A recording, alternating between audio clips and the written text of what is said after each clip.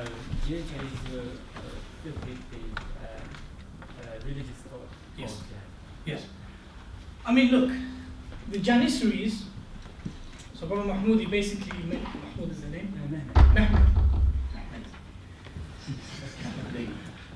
Brother Mehmed, he basically asked that could the Janissaries' rebellion and unrest, could that be linked to an attempt at separating away from religion, or religious zealousness, perhaps would be more accurate?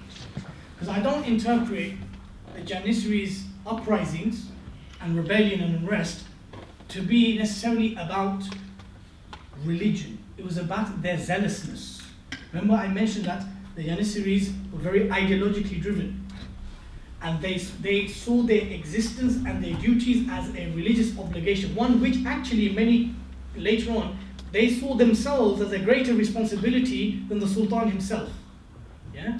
Now due to this zealousness, this excessive sense of self-importance, that they did in many cases do things which were unjustifiable. Yeah? But the way the Janissaries would argue it is that we were created to preserve the Sultan, to preserve the Khalif, to preserve the Devlet. If you're not giving us that duty, and we're not getting paid to do that job as well, then we are in our right to rebel. Because they saw their existence as a religious obligation. It was something that was very ideologically grounded. The reason why Mahmud II, he exterminated the Janissaries, because by that time, they had become very corrupt. They had become very, very corrupt. And literally, a state cannot function when you have an element within your army that's that powerful. Literally, like they were a law unto themselves. So Mahmud II, instead of trying to reform them, he killed them off. Because he felt like they cannot be tamed, they cannot be controlled. So I have to kill them off. But was it an indication that the state or the Devlet wanted to move away from the religiousness of the Janissaries? No. It's to do with their zealousness, their excessive passion and sense of self-importance. Question from, should we take from the sister's side? Is that a hand up, sister? Okay, no, that's fine. That's fine. If there's, yeah. Yes, sister. I want to ask something about Armenian genocide. Yes. As a Turkish person, we learned about a lot of history, but since my job is not, I mean, what I study is not history, I'm not going to make comments, but I just want to ask some questions because it's largely promoted the Armenian genocide all around the world. But the World War I, Ottoman fights all around the, I can't remember. They were fighting in all fronts. More fronts, in Çanakkale, on south Yes. and south and everywhere. So this was, literally this empire was in war situation. Yeah. And fighting against too many enemies. Yeah. Just in Çanakkale, almost 300,000 people 300,000. died. And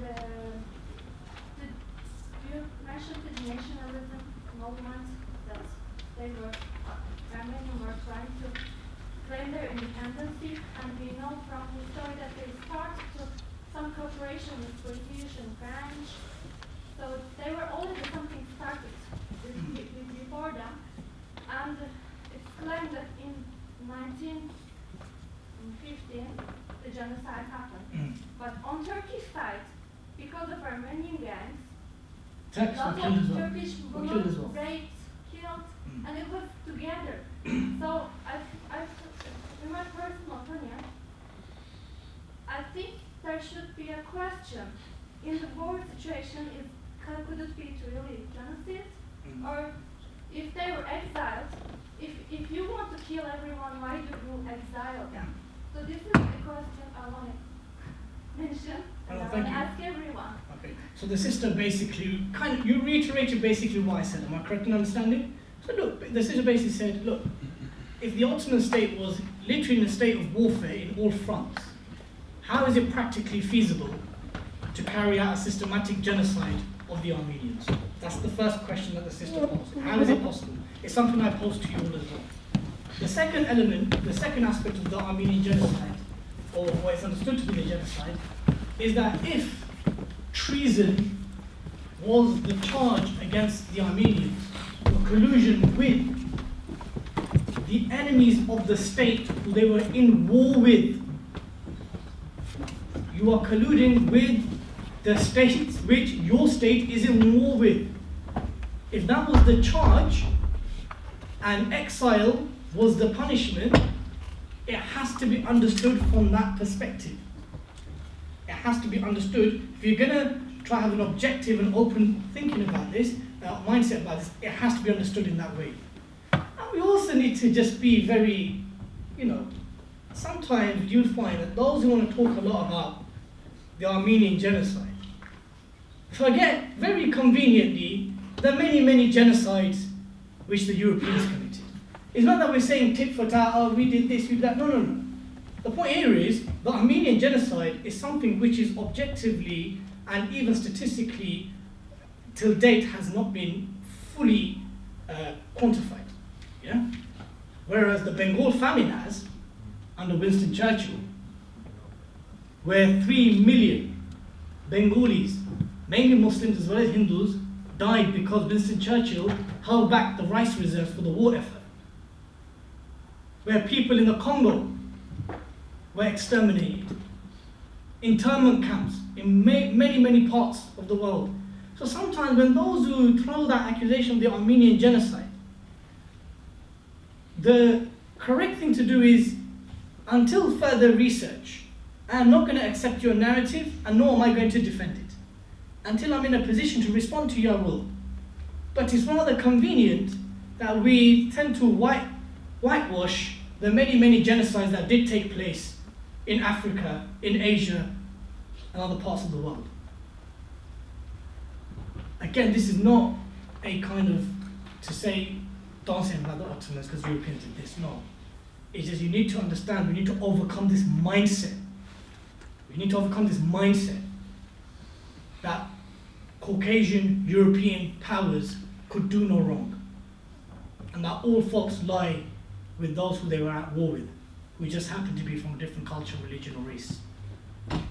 So the Armenian question, now if you're going to Turkey, look, just to quickly wrap up on that point.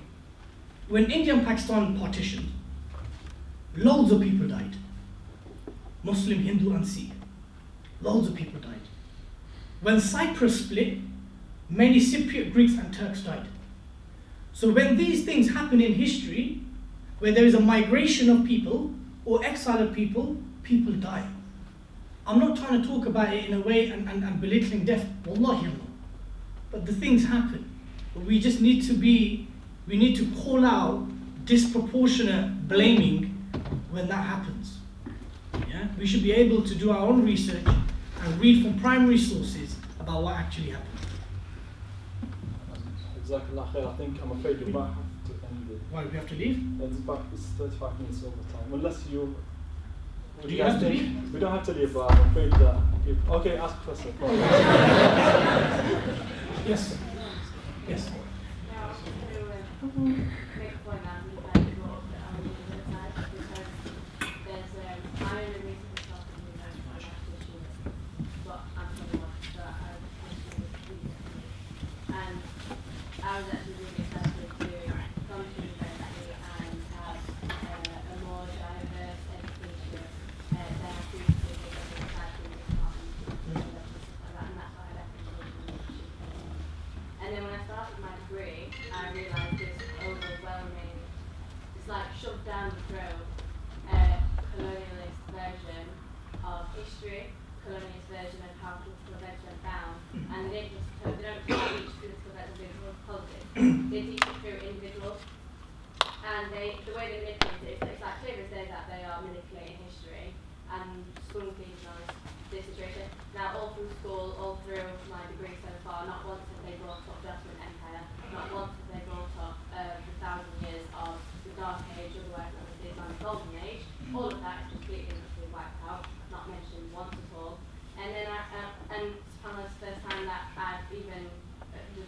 remembered the Armenian genocide since about 3 years ago when I worked with a boy who, in my company, he was Armenian, and we had this conversation, and I had nothing to back it up because it's the first time I'd even spoke about it. And the only thing that I had to mention was that, because he was saying about how I'd given him a different perspective on Muslims and this and the other, and that really the only thing he's experienced is his ancestral interpretation of Islam and Muslims, and I had to bring up the point, well, it wasn't a perfect Muslim civilization, it was only overruled so, and like that I feel like is a massive problem. Thank you. When looking at that.